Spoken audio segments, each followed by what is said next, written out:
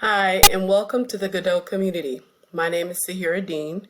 I'm your virtual PLC lead for high school 2D art. Today's topics will go over some of my digital teaching and learning experience. I'll share some student projects and activities. I'll also go over some assessment. So my virtual teaching experience has been full of highs and lows, probably just like everyone else. It started out unexpectedly, of course, in March when there's the mass shutdown of, essentially the whole country. So, teachers, we were slammed on our brakes. We got it together, came up with different plans. One thing I was definitely impressed about with my digital or virtual teaching experience is just how teachers were able to pool together, share as much as they could, and really just support each other. So throughout virtual teaching, I can definitely say that there's been lots of rallying of support amongst teachers, lots of sharing, lots of check-in terms of, hey, how are you doing? Hey, how can I help? Are you overwhelmed? So I feel like I've been very supported in that way. And it's also been just a different way for me to approach teaching. I've accepting, some things late,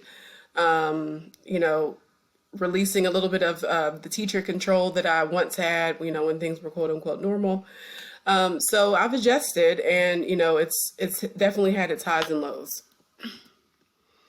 So some of the glows, I feel like me and my colleagues in the spring when everything first happened, we actually collaborated and team taught our intro to art class, which worked out phenomenally. So here you can see it, all the three of us with some of the students virtually meeting online. And, we collaborate. We normally collaborate really good in terms of just fleshing out lesson plans. We know where each other's strengths are and we respect each other. But in terms of just pulling things together with such a short notice for digital teaching, I feel we did a really good job of. So one of my coworkers came up with this idea to, hey, let's pull them all in together. Let's support each other. Let's support them. And it worked out really well. So one thing that was kind of new to me is recording myself. So I did for the first time, surprisingly, in teaching, which, in 2021, 2020, I did my first teaching demo. I had done a matting demo in the past, but not necessarily a teaching demo where I recorded myself. So we introduced this program where they had to create this digital collage, so I recorded myself actually creating this collage that you see on the screen, and it went okay. I was surprised that it went okay. And then just in terms of this image here on the far right, I was able to figure out a way to create different small groups so I could do different check-ins, so students could actually collaborate in a virtual platform. So I feel like the adjustment and my ongoing adjustment just to teaching in this platform is going pretty good. Another glow is just showcasing student work. It's, still exists. There are a lot of virtual shows that are out there, so a lot of shows that we normally participate in have gone virtual. So one experience I was able to, and I kind of jumped at the gun of when my coordinator brought this up, was actually putting some student work up in a local office. So here I am masked up in my tacky pink hat, but it was so cold that morning, so I was warm, but I'm putting up student artwork. So luckily, being that we're virtual, of course, we're not accepting work, but luckily we still had some student work from the previous year that I was able to showcase. So I tweeted this picture out, as embarrassing as the picture was, but I felt like just in the moment of, masking, let's showcase student work, let's hit the ground, let's advocate for our students, so that's like the realest picture I feel like I could put out there. For my birthday, I felt like this was a glow. Just one of my students remembered I have on the outside of my door a sign that has some information about me, and it's like a little Bitmoji character, which I put up last school year. But out of the blue, one of my students typed in "Happy Birthday," and just the stream of messages of happy birthday messages that came from the students was, it was just really thoughtful. And though it's just a happy birthday, it's like, oh wow, you remembered. So I felt like that was a glow, maybe a connection, the highlight of a connection that I gained with the student face to face that is still kind of going virtually.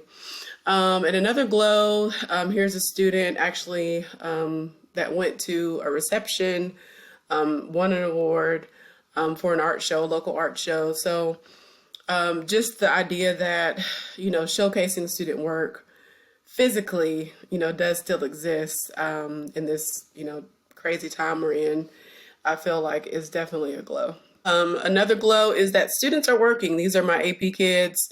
So they are thirsty for wanting to create, wanting to express. And I feel like they're diving a little bit deeper in terms of their content. And I'm not sure, I know that for some of them, this started doing the visual verbal journals that we did previously, which was new to them because I was new to the school. But that whole idea of the VBJ travels with me from to whatever school I go to. So introducing that to them last year, I felt like was a good platform or a good foundation pre-AP, but also it set a really good pace for students in their investigations and where they are now. So on the right, there's a student that's actually going through, seeing a therapist, which is awesome. So a lot of that deeper understanding of herself comes out in her work, which is amazing to see. Same thing with a couple of other students that I've spoken to. Another glow, I feel like, again, students are working, they're wanting to create. So this was a project that we did, there are two projects here. One from an intro to art class and another from a drawing and painting one class. So it was there were several steps to the project, in terms of just a lot of mini labs, but they were anxious and thirsty to create. So I feel like definitely, just getting students to create and, get a really good output has definitely been a glow. So one of the important parts for me in this virtual teaching experience has been the students that have gone, just missing in terms of, not logging in, not consistently completing work. So we get the emails about, students that have dropped out or withdrawn, and you just kind of wonder where they are, wonder what's going on. I had a student that was in my class, so crazy talented, but the second semester she was gone from my roster. So I shot an email to her, she didn't respond. So, you just wish the best for those students, and you wish you could help those students and families that just kind of disappear, so that's one of the unfortunate things about, I think, the virtual teaching experience for me. So one way that I was able to gain an interaction with students, this was actually back towards the beginning of the year. This was my intro to art class. The prompt was, or the do now was, to say hello to your classmates, which is a norm, and they still actually do that now. They'll say good morning, or they'll actually unmute and say good morning, or their mic is working, they'll type in the chat. But they had to actually interact. So that was like in the beginning of the year, though we're virtual, let's go ahead and meet each other, share something about yourself. So I started off with, some examples, which I listed here, but I also shared some in class. But I felt like this was a really good start to the year in terms of just them interacting. And then we used another platform in which they recorded a video and had to kind of show something that they created, or show something that they were proud of as well. So another thing is they had to, on another platform, share some pictures, like, vacation pictures, or something, your favorite album, or, a line or a phrase that you use the most, just to kind of get to know them a little bit more. So the connection would be made. Um, oh, I like purple. Oh, I see you like purple too, or the student might have shared that they have a cat, which that would be a connection for me or other students. So just seeing them interact in different ways and seeing how they are similar or maybe even different um, is one way to interact with students. Another thing is just asking students to sometimes unmute, and before I go into either it might be a question or feedback about an assignment, it's, hey, how are you doing today? How are you feeling? Or if they shared something with me prior, following up with whatever they shared previously. But that's definitely been a good way to connect. So, for example, a student requested a letter of recommendation from me, a student that I had last year, and a follow-up was, okay, when might you find out, about the getting accepted or the results, so that led into other conversations. So I want to talk a little bit about some of the drawing prompts and activities that we do in class. One thing, I've done prompts before, but I feel like I do them a little bit more now, just because it gets them to really create and draw, of course, some things that they don't normally do. But unlike being in class, I can't just walk around and pick up their sketchbook or ask, can I look in your sketchbook and flip through it? So this is one way for me to see how they might draw, with limited time, or, just how they interpret or reinterpret different assignments. So one prompt, we had a emergency day, snow day, or it was an icy day that we had here in Georgia. And so we all of a sudden all went virtual. So we took a little detour from the assignment. Some students had left their work in class. But it was a nice little break from the assignment that we were doing. So they have to draw a chair, and this is actually a prompt that was shared on a website from another teacher. She got really successful results, and I actually did the prompt with them. Usually, most any prompt and assignment I do with them, or I'll do ahead of time. That allows me to see what challenges might come up in the process. So they had to choose a chair from in their house or wherever they were, draw from direct observation. They had to incorporate collage, and they had to use at least 2 different drawing media. So mind you, we're actually, during this assignment, we were actually painting with acrylic paint. So they had some knowledge of painting and blending, definitely building value. So they had this assignment to reinterpret, and these were 2 examples shared from the previous teacher, posted online. So the students' work, and this was a 1-day assignment. They had to start and finish in that 1 day. So you can see the different interpretations that they had, which I thought were really successful. One girl took some flowers and actually cut it, but they all started with this drawing of the chair. I really like how she incorporated the texture, for the chair, some ink work, some cards, just kind of using things you have. This student took another approach, and I thought he was pretty successful in terms of the proportion of the chair and the dog. Here's some more examples, but very open-ended in terms of the materials they could use, and even the interpretation. Yes, they all had to draw a chair, but the interpretation of the chair was open. So another sketchbook prompt, which I thought was kind of cool, was they had to choose some different things to draw lines, right? So they had to create an experiment with different mark making. And this was actually, some of these prompts were found online. There are some forums that art teachers are part of, where there's a lot of sharing going on. So ideas, and things like that. If you're limited on ideas, definitely be a part of some of those forums. So back to the sketchbook prompt, and this is exactly what was presented to them. So I'll go to the next slide.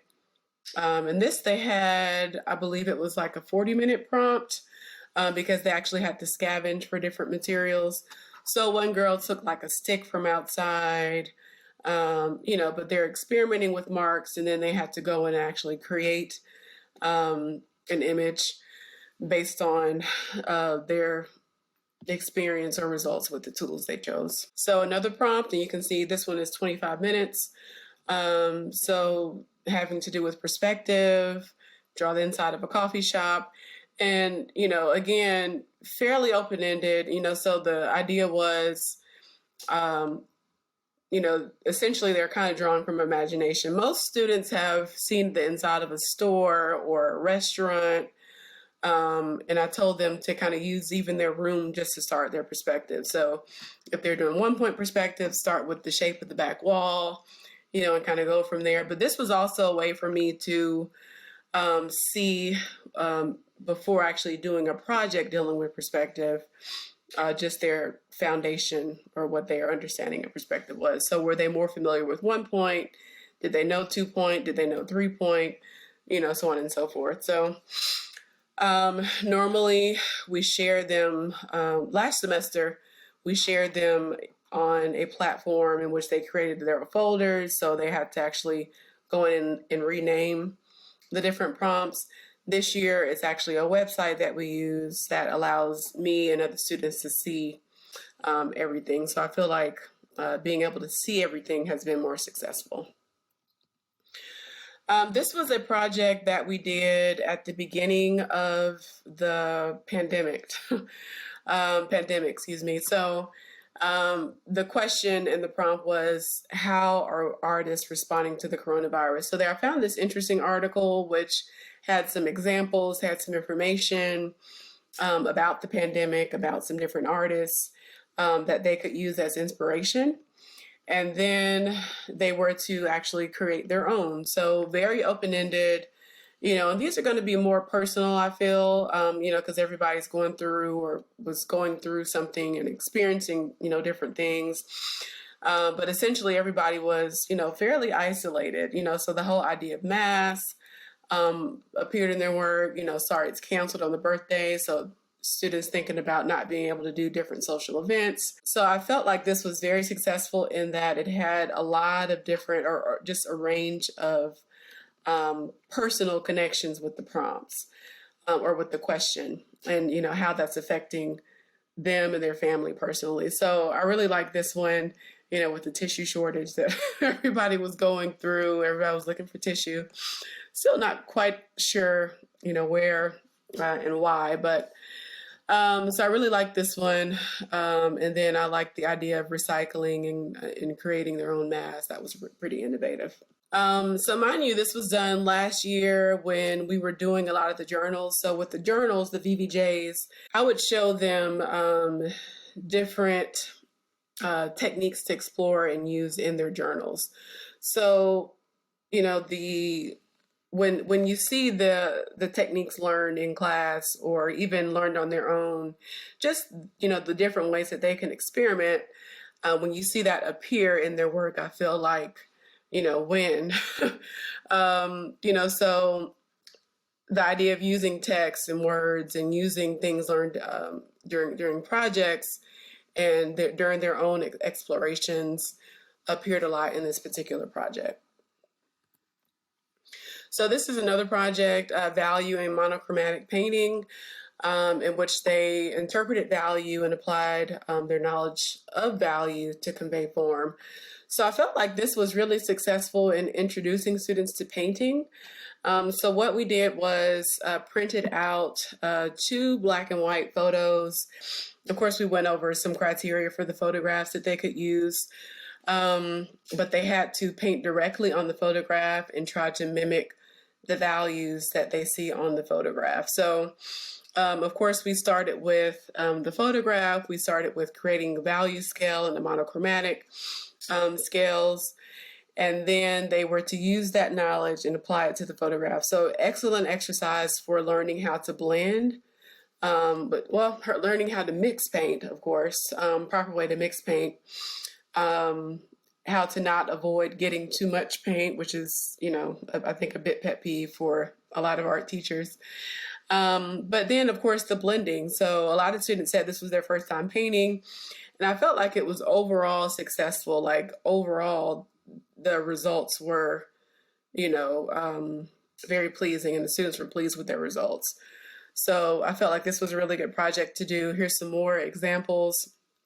So of course the student ended up with, it was a 5x7 photograph or two 5x7 photographs, and they had to do two of the same photograph. So another project, contour line and color study, which is what my drawing and painting class did right after the previous slides. So, now they have a little bit of understanding of mixing paints and creating values, trying to convey form. These came out a little more stylized, some of them, but I really like, the mark making, the experimentation, the risk, and again, I think students were scared to approach this assignment because, I always try to give them certain criteria, but not make it too tight to where they feel like, oh, I have to do it this way. So I encourage students to experiment, and they'll say, well, Ms. Dean, can I, do this, and I say, okay, let's try it and let's see what happens. And a lot of times they're successful, and, when they're not, they admit, and then a lot of times they'll rework. But the idea of this was to create an interesting composition, incorporate some overlapping, experiment with different designs. So some of them came out a little more stylized, some of them came out a little more realistic. Another project that we did is this blind and modified contour line study. So this is actually my teacher example on the screen. And so, of course, we started with blind, the mini lab, self-portrait, modified contour drawing, mini labs. At this point, they are aware of the elements and principles. This is one of my introductory classes. They're aware of the elements and principles, so they're putting them in different parts of the negative space. So the final paper, they did the background first, which a lot of times we tend to leave the background last. So I encourage doing the background first and let that dry and then work on top of. So I showed them different types of ways to do the background using tissue paper, newspaper, watercolor, marker, water-soluble marker, even color pencil. One girl actually used food dye, and then they draw directly on top of that paper with a permanent marker and encouraging overlapping, and then they activate the negative spaces. So here's some student examples, and these are works in progress. We're actually working on these right now. But overall, students are doing a really nice job. Like, I felt like we did some digital assignments where they were working on the computer for a little while. So I think they were really hungry to pick up a pen and some art materials and actually draw and create. So this is going really well. They had to, after they drew the figures or their portraits in, they had to choose a color scheme, activate some of the negative spaces with the colors.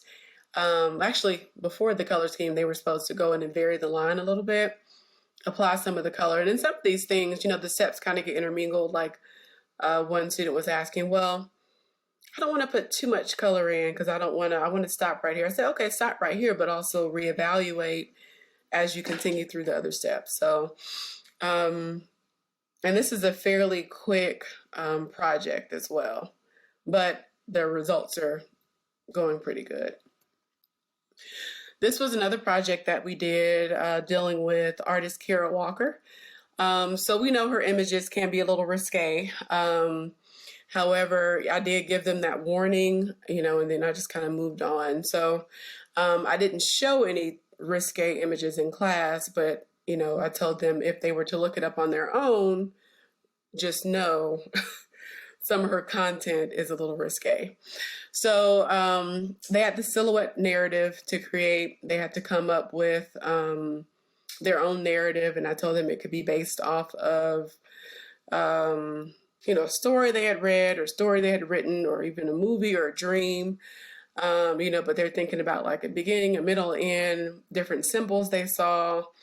They were working at home. At this point, all of my students were virtual. So they were either using black paper, similar to what Kara Walker used, or they were using marker, which you can see in two of the examples here. One student went in and colored like one sheet of paper, just black, and then cut it out. So, different interpretations, but the level of detail they were able to get in these images, I thought was, off the chain, honestly. They really took the assignment and really ran with it. So I felt like this was definitely a successful project. Here's a couple more. One student did his digitally, which you can see on the right with the bow and arrow. A couple of students incorporated some, like this student incorporated some brown construction paper. But overall, the narratives were well thought out, and the images were well thought out. So success, I thought, on this project. So in terms of assessments, I tried to do a range of different assessments. So it's not always, paper, multiple choice, your traditional test. While that is definitely valuable, I try to mix it up. So especially with art students, and then me, myself, I've never been the strongest test taker, honestly. So I try to keep that in mind in terms of, there are students that might not be strong test takers either. So I try to, keep it varied. So we will do some paper, pencil, multiple choice. And I guess now it's not necessarily paper, pencil anymore because it's all on the computer. But I also will do, create a 1-point perspective interior room, and I'll time that, or, create a value scale with at least 7 values using a pen, or, if you're doing ink, use hatching or one of the ink techniques. So I try to rely on different types of assessments. And then summative assessments, of course, most districts require a final exam of some sort. So I've done tests, where they actually have to go in and write, answer, or do a multiple choice. However, my preferred way to do final exams has been, again, a time drawing. So at the end of the year, or even at the midpoint of the year, they have learned so much and done so much. So it's kind of like a test to see what they retained and what they can do with that new information learned. So one year I had students do 2 self-portraits, and they had to be mixed media, and it was, I think we had 2 hours for the final exam, and the results were, for the most part, really good. And I told students again, one challenge I had one week. So we had like a week long test. They had to start and create an artwork, start and finish an artwork every day for a week. So of course that sounded like a lot. I got a lot of sighs, and in the end, they were thankful because I think, they shared that it helped them with their time management. It helped them to, let go a little bit of mistakes, helped them to stop erasing. So just in seeing that week, the growth in that week in the students' artwork, and even like at the end of the week, they laid all their work out on a table, and we walked around and looked at everything and had a critique. And, the growth, was definitely there as well. So that's the challenge I issue to a lot of students that are struggling with deadlines, is to challenge yourself, to finish an artwork maybe in 3 days, then chunk it down to 2 days, chunk it down to 1 day, and just see where you end up, especially if it's like the summer or something like that. But I would highly recommend that if you haven't tried that already. So here's some examples of some rubrics that I use and have used, and of course they're endless rubrics and different styles and criteria. But for the most part, a rubric should it reflects the assignment, so you could have specific things. So if you're like asking for students to use a certain number of elements and principles, or a certain type of balance, or to convey a certain meaning, of course that would be brought up in your rubric. I do have I've used another rubric in which students had to recall the steps of a project and then do some self-reflection. So those rubrics have been fairly successful as well. So I thank you so much for being here with me tonight and attending the webinar. Again, my name is Sahira Dean, and I will see you on the next video.